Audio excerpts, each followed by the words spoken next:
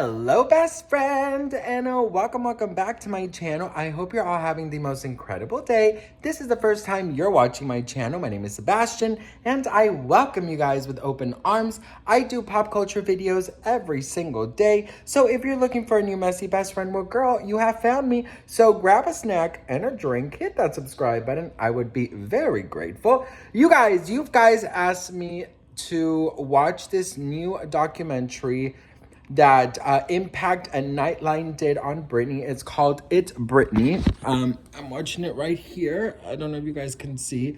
Right, I don't know. Another damn documentary. Like, I don't understand in what language Britney Spears has to say she does not like these damn fucking documentaries. But listen, I'm watching it for research purposes, so you don't have to, so we don't give them the rating.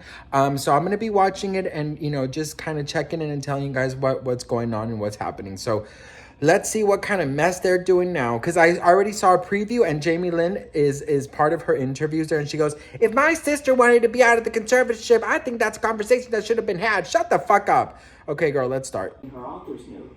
Reliving everything that you're about to hear has been exciting, heart-wrenching, and emotional, to say the least. So far, Chris Applebaum, he directed Overprotective, is talking about what we already know in the book, where Britney says that Justin broke up with her over a text message saying it's over. So they're just talking about that. It's already been like 10 minutes in, and they're talking about the breakup, and they're talking about how Justin and Britney met. So that's sort of what we're at. And Chris Applebaum actually said that Britney is, what is it? I forgot the word he used, but it was like the most pleasant and most down-to-earth like artist he's ever worked with, basically. And that when they went to like a meeting about Overprotected, she sat on the floor in the meeting and he sat on the floor with her. So I thought that was really cute. He said that her work ethic is unparalleled and that she is basically like, you know, she was like the nicest celebrity he's ever met. So that's pretty cool. Well, something that I didn't know, I don't know if this is out there, but Chris Applebaum also did I Love Rock and Roll. And he said that she was very comfortable with her sexuality, and that when they were doing it, that he had an idea that when, you know, things got so crazy and wild that the speakers started oozing out sort of like fuel, and then she would crawl across the floor and then lick it. So she did it. And as soon as I guess Larry Rudolph, one of her managers, saw it, he went and put his hand on the camera and said that they're done, that they're not going to film anymore. So he said it was sort of like a tug-of-war of Britney wanting to express her sexuality and be her, and then her management kind of like toning it down. And at the end of the day, it was put out like a more, they use the word sanitized version of the video. And they're using a quote saying, no one could seem to think of me as both sexy and capable and talented and hot. Hey, best friend, I am almost 15 minutes in. There's 23 minutes left, and the whole fucking thing has been about Justin Timberlake, their breakup, you know, their rise to fame. Obviously, you know, they did talk about the abortion. They talk about their house in Orlando. They talked about how Britney, you know, released Every Time, and he released Cry Me a River. Then they're showing a quote from his Rolling Stone cover saying, I mean, she has a beautiful heart, but if I've lost my trust in someone, I don't think it's right for me to be with them. Girl, I'm so happy that this book came out. Look at all the mess that he was talking about just to promote his fucking dumbass album. Oh, of course, him coming out like a damn golden boy and her coming out as what? No. Oh, I cannot stand him. Shaving my head was a way of saying to the world, you want me to be pretty for you? You want me to be good for you? You want me to be your dream girl? I've been the good girl for years, and I was tired of it. And so now, now they're talking about the conservatorship. It's the day after, by the way. That's why I look a little different. So they're talking about the conservatorship. Conservator of the 26-year-old pop star's estate. Britney was placed into a conservatorship run by her father, giving Jamie Spears full control of her career, finances, and health decisions. Basically, they're talking about like everything that's already like been told in the book, you know, like kind of like the highlights. I feel like, why do they do these things? Read the damn book, you know what I mean? It's like, I feel like I don't get it. Let's see, there's still a lot of time left, girl. Let me stop exaggerating, okay? Okay, so now they're talking to Dan George, which is he was the director of the circus tour. And he said something that I was like, oh wow. He basically, the interviewer was like, you know, Britney talks about the hypocrisy that she's too sick to make decisions, yet she's not sick to do like performances. And Dan George says, well, it's like the goose that lays golden eggs. Protect the goose so it doesn't die because we need the eggs, you know? Wow, like honestly, this is you know what, like I already read the book, you know, and everything, so I know everything, but like I guess seeing it like in videos and pictures, like you kind of like it gets to you. But I just honestly, like, I'm 21 minutes in, and to be very honest, I feel like, why don't people listen to what Britney says? She does not like documentaries about her. Like, I just don't get why do it? You know what I mean? So anyways, so now Dan George basically saying that when the circus tour was going on, he noticed that things were, you know, he thought that the conservatorship was going to probably end in a year or two. He saw it more like they were like reorganizing her, like her life and her career.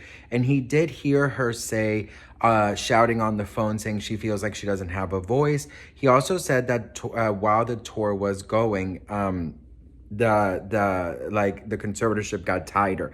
And he actually says that the closer you were to Britney, the more at risk you are to disappear overnight from her life. So one thing that they didn't do is they didn't mention the Femme Fatale tour. So they only went on from the circus tour to the 4-year residency. They have not mentioned the Femme Fatale tour, which, hello, that was another tour. I feel like they should say everything. They also skipped through X Factor. Where was the X Factor days? I mean, that's the thing that they should have done, is they should like talk about everything that she was, you know, in my opinion, forced to do with the conservatorship, and put that as a comparison to people saying, well, she was too sick to make her own fucking decision to choose what the fuck she eats, but she can go on 3 fucking world tours and a fucking residency and a judge on the X Factor. You know what I mean? Anxiety of the not knowing what I was going to get, and also feeling like I didn't have anybody there to just cut it out and be consistent. So for me, I think it contributed a lot to my anxiety or my OCD. Do you agree with her assessment that your father was out of line? I just believe that that's her sister. If my sister wanted to be out of the conservatorship, then there should, you know, that conversation should be had. She should be able to facilitate that. And I've tried many times to do that for her. She says she tried many times to do that. I don't think she tried to do that, girl, because you know what? You had a platform, you had a name, you have this, the money to do it, girl, bye. She said that many times she facilitated Britney to speak to people. I'm guessing she's talking about lawyers, and she goes, how many times can I open the door? She has to also walk through the door. Girl, are you You see, I can't with her. She goes, at the time when it was put into place, I was a 17-year-old trying to have a baby, right? Having a baby. I know as little as I do now about the conservatorship than I do back then. If you are a sister and you love your sister, you think you're not going to fucking educate yourself on what the fuck is going on with your sister? Like, this is the thing that I just don't understand. The BS that comes out of this girl's mouth. I would know the law by heart if my fucking sibling was going through what Britney Spears did and they expressed to me the fucking abuse that was allegedly happening. I have to say allegedly, happening according to Britney. Are you kidding me? I will become a fucking lawyer and get a degree in the conservatorship just so I can fucking do anything in my fucking power to help my freaking sibling. Girl, bye. My sister. And I love her and her beautiful family. I wish the absolute best for them. Well, Britney says she felt wronged by That woman is strong. She survived a lot that would break most of us, quite frankly, in front of millions and millions of people, the world watching. Britney Spears is a strong, badass woman. I hope she knows that about herself. Oh, Lord. Lord. Okay. All right. So, listen. Aside from the fact that Britney Spears does not want more documentaries made about her, I have to say this is probably the nicest one.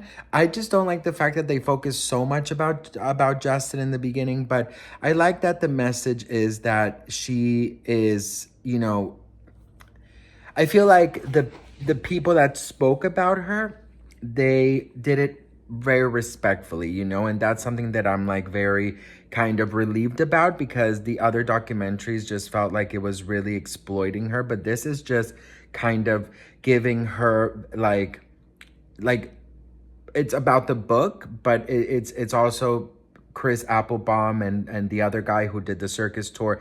Like they all it feels like they're all on her side, you know what I mean? And it feels like the only thing they said, you know, one of the people that talked was, he was an MTV News guy. I forgot his name. And he said something like, most memoirs end with, and I'm finally in a better place, but hers didn't. Because he feels like she's not there yet because she has so much healing to do. They talked about her Instagram and, you know, they did a lot of quotes from the book. Listen, the fact that they did it annoys me, but I have to say, like, I feel like there has been horrible documentaries made.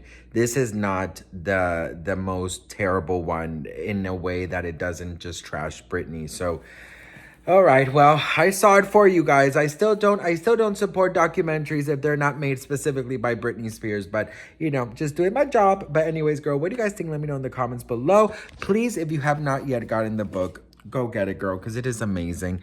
And what do you guys think? Let me know in the comments below. I just wish they would stop doing damn documentaries, seriously. But anyways, I'm glad it wasn't bashing her at least. So what do you guys think? Let me know in the comments. Don't forget to hit that follow button. I love you all very much, and I'll see you guys in my next video. Mwah. Bye.